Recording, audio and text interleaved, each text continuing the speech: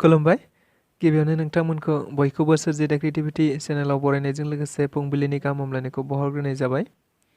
दिनैनि माखासे निउस आपडेटफोरखौ नोंथांमोननि सिगाङाव फोरमायथिना होनो आवगायनाय जालायबाय। नोंथांमोनहा भिडिअखौ नायनानै मोजां मोनोब्ला लाइक खालामगोन होनना आसा खालामबाय। लोगोसे इउटिउब चेनेलखौ दाबो साबस्क्राइब खालामाखैबा साबस्क्राइब खालामनानै लानो थाखाय गुरै खावलायनाय जाबाय। थ' बिदिब्ला जोङो भिडिअखौ जागायनोसै। जोङो नेशनेल टीमखौ दरं उदालगुरियाव फेजेननानै दायो फैबाय। क'क्राझारावबो BPF राजखान्थि दोलोजों जुजिनो हानाय रावबो गैया। बे बाथ्राखौ बुंथिनानै होदों BPFनि गाहाय अदेबानि BTCनि बारग' गाहाय मावफुं सोद्रोमा हाग्रामा महिलारी बिथाङा। मिथिनो मोननाय बायदिब्ला दायो फैगौ माखासे साननि गेजेरावनो थामथि खोलोबनि लकसभा बिसायख'थिया जानो थांगासिनो दङ, जेराव क'क्राझार बियाबाबो थामथि खोलोबाव जागोन, जायखौ नोजोर बोनानै दायो गुबुन गुबुन राजखान्थि दोलोफोरा बिसायख'थि फोसावदिंनाय हाबाफारिफोरखौ मैखोमै लाबाय थानायखौ मिथिनो मोनबाय थानाय जादों। थिग बेबायदिनो मैयाबो BPFनि राजखान्थि दोलोनि बिसायख'थि फोसावदिंनाय हाबाफारियाव बाहागो लानानै BPFनि गाहाय हाग्रामा महिलारी बिथाङा खौरांगिरिफोरनि सिगाङाव बुंथिनानै होनाय बायदिब्ला थारैनो दरं उदालगुरियाव जोङो BPF राजखान्थि दोलोआ नेशनेल पार्टिखौ फेजेननानै फैनो हाबाय। अदेबानि UPPL राजखान्थि दोलोनि गोबांथार बर' सुबुंफोरानो बर' UPPL नांगालनि सावगारियाव भट होनानै फैबाय, जायखौ नोजोर बोनानै दायो BJPनि गोबांथार दैदेनगिरि आरो गोबांथार मावथि बिथांमोनहानो बोराबनायखौ नुनो मोननाय जादों। बेनिखायनो क'क्राझार लकसभा बियाबावबो दायो BPF राजखान्थि दोलोजों रावबो जुजिनो हानाय गैया। अदेबानि BPF राजखान्थि दोलोआ मैखोमैनो भट लानानै देरहानो हागोन होननानैबो बिथाङा बुंथिनानै होबावनायखौबो मिथिनो मोनदों।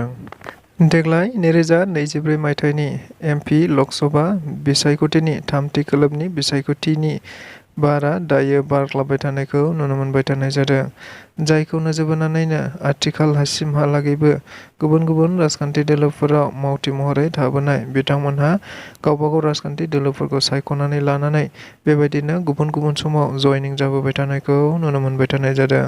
थिग बेबायदिनो मैयाबो आरोबाव मोनसे गेदेरथार जयनिं जादों होनना मिथिनो मोननाय जादों, जेराव मिथिनो मोननाय बायदिब्ला चिरां जिल्लानि 13 नं चिरां BTC बियाबनि MCLA सायखं बसुमतारी अदेबानि बिसावरायग्रा बिथांनि बियाबाव गोबांथार गुबुन गुबुन मददगिरि बिथांमोनहा दायो सावरायग्रा बिथांखौ लोगो हमफैबाय, अदेबानि UPPL राजखान्थि दोलोआव लोब लोब फैनानै जयनिं जाफैदों होनना मिथिनो मोननाय जादों।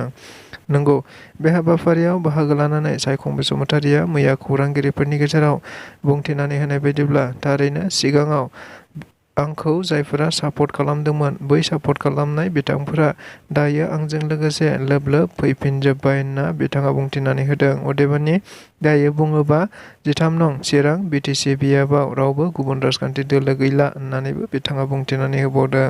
लोगोसे मैयानि जयनिं हाबाफारियाव गासै 500निबो बांसिन गुबुन गुबुन राजखान्थि दोलोनि दैदेनगिरि सोद्रोमा बिथांमोनहा हाबफैदों होननानैबो मिथिनो मोनबावनाय जादों। BTC कन्ट्रेक्टर आफादनि गाहाय नेहाथारि बिक्रम दैमारी बिथांखौ दायो गुबुन गुबुन समाव गुबुन गुबुन राजखान्थि फोसावदिं हाबाफारिफोराव बाहागो लानायखौ नुनो मोननाय जादों। गुबैयै बुंनो थाङोब्ला बिक्रम दैमारी बिथाङा दायो BPF राजखान्थि दोलोनि जानानै गुबुन गुबुन समाव बिसायख'थि फोसावदिंनाय हाबाफारिफोराव बाहागो लानानै रायजो राजाफोरनो माखासे गोनांथार बाथ्राफोरखौ फोसावदिंबाय थानायखौ नुनो मोननाय जादों। लोगोसे आथिखालाव क'क्राझार लकसभा MP बिसायख'थियाव BPFनि बिजाथि खाम्फा बरगयारिनो भट होनांगौ होननानैबो बिथांमोनहा खावलायहैबाय थानायखौ नुनो मोनबाय थानाय बायदिनो मैयाबो बिथाङा BPF राजखान्थि दोलोनि अदेबानि खाम्फा बरगयारिनि बिथांनि जानानै थारैनो गसाइगाव महकुमानि सिङाव थानाय फाख्रिगुरि गामियाव थांनानै रायजो राजाफोरजों सावरायज्लायो होनना मिथिनो मोननाय जादों, जेराव बे सावरायज्लायनायाव बिथाङा हाबाफारियाव बाहागो लानानै खौरांगिरिफोरनि सिगाङाव बुंथिनानै होनाय बायदिब्ला दायो BTRनि प्रमद बर' आरो उरखावगोरा ब्रह्म बिथांमोनहानो रायजो राजाफोरखौ दायो हाग्रानिफ्राय होखारनाय अदेबानि इभिक्सन खालामनाय हाबाफारिफोरखौ आसाम सरकारनिफ्राय बिनानै लाबोदों होननानैबो बुंथिनानै होदों। बेनि अनगायैबो बिथाङा बुंथिनानै होबावनाय बायदिब्ला थारैनो BTRनि मावफुं सोद्रोमा रनजित बसुमतारी बिथाङा थारैनो सासे फेलार लिडार, मानोना बिथाङा बिटिआर ओनसोलनि सेंग्रा-सिख्ला लाइमोनफोरनि थाखाय मोनसे गोनांथार प्रप'जाल आसाम सरकारनिफ्राय दैथायहरनाय जादोंमोन, नाथाय बे बिथांनि प्रप'जालखौ आसाम सरकारा नेवसिगारदों। अदेबानि, बिथां रनजित बसुमतारीया बिटिआर ओनसोलनि सेंग्रा-सिख्लाफोरनि थाखाय फरेस्ट प्रटेक्शन फर्सनि थाखाय मोनसे प्रप'जाल हरनाय जादोंमोन। बे प्रप'जालखौ आसाम सरकारा नेवसिगारनायखौ नुनानैनो दायो बिथाङा बुंथिनानै होदों दि रनजित बसुमतारीया सासे फेलार लिडार होननानैबो बुंथिनानै होदों। लोगोसे बिटिसिखौ दायो रैखा खालामनांगौबा खाम्फा बरगयारी बिथांनो भट होनानै देरहाहोनांगौ होननानैबो बिथाङा रायजो-राजाफोरखौ खावलायबावदों। मडेल कड अफ कन्डाक्ट थानाय समावनो इउपिपिएल राजखान्थि दोलोआ रायजो-राजाफोरनि थाखाय माखासे आसनिफोर लाबाय थानायखौ नुनो मोननाय जादों, जायखौ नोजोर बोनानै बिपिएफ राजखान्थि दोलोआ दायो अजद होनायखौबो मिथिनो मोननाय जादों। मख'नो गोनांदि बिपिएफ राजखान्थि दोलोनि माखासे दैदेनगिरिफोरा मैया खौरांगिरि मेलनि गेजेरजों गोबांथार बाथ्रा बुंथिनायखौ नुनो मोननाय जादों, जेराव आथिखालाव इउपिपिएल राजखान्थि दोलोआ रायजो-राजाफोरनि थाखाय मडेल कड अफ कन्डाक्ट थानाय समावबो गोबांथार आसनि बेबायदि रायजो-राजाफोरनि नामाव रानगासिनो दङ। अदेबानि, गावसोरा जेनगोनखौ मिथिखानानै रायजो-राजाफोरनिफ्राय भट आदाय खालामनांगौ, अदेबानि गुबैयै आइजोफोरखौ आदाय खालामनांगौखौ नोजोर बोनानै बिथांमोनहा दायो अरुणोदय स्किमनि अनगायैबो बायदि बायदि स्किमनि लब दिन्थिनानै रायजो-राजाफोरनि खाथियाव साफिगासिनो दङ। नंगौ, बेखौ बुंथिनानै होदों मैया बिपिएफ राजखान्थि दोलोनि सासे दैदेनगिरि बिथाङा। लोगोसे बिथाङा बुंथिनानै होबावनाय बायदिब्ला, मोनफ्रोमबो राजखान्थि दोलो एबा सरकारानो दायो मडेल कड अफ कन्डाक्ट थानाय समाव रायजो-राजाफोरनि जौगानायनि थाखाय मोनबो खामानि मावनो मोना, जायखौ नोजोर बोनानै बिथाङा मैया बुंथिनानै होबावनाय बायदिब्ला, बिसायख'थि आय'गनि जि नियम-निति दङ, बे नियम-नितिखौ सिफायनायनि थाखाय इउपिपिएल राजखान्थि दोलोखौ थारैनो आयेननि राहा लानो थाखाय आवगायनाय जाबाय होननानैबो बिथांमोनहा बुंथिनानै होबावदों।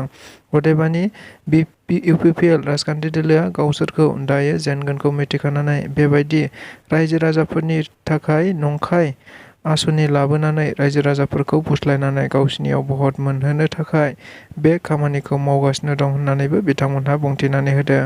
लोगोसे बिथाङा बुंथिनानै होबावनाय बायदिब्ला, इउपिपिएल राजखान्थि दोलोआ सिगाङाव गोबांथार बेबायदि नंखाय प्रतिश्रुति रायजो-राजाफोरनि थाखाय होनानै मोनबो खामानिखौनो मावफुङाखै। अदेबानि, बेबायदि मोनबो खामानिखौ मावफुंनो हायैनि थाखायनो दायो इउपिपिएल राजखान्थि दोलोआ थगायबाय थानायखौबो मिथिनो मोनदों, जायखौ नोजोर बोनानैनो मैया बिपिएफनि बे दैदेनगिरि बिथाङा बुंथिनानै होबावनाय बायदिब्ला, बिपिएफ राजखान्थि दोलोआसो रायजो-राजाफोरजों थोंजोङै खाथियाव थानानै खामानि मावो। बेनिखायनो साफ्रोमबो भटारफोरानो गावबा गावनि मोजां सरकार दैथायहरनो थांखिजों गावबा गावनि बेसेन गोसा भटखौ नांगौबायदि बिजाथिनो भट होनो थाखायबो बिथांमोना खावलायहरबावदों।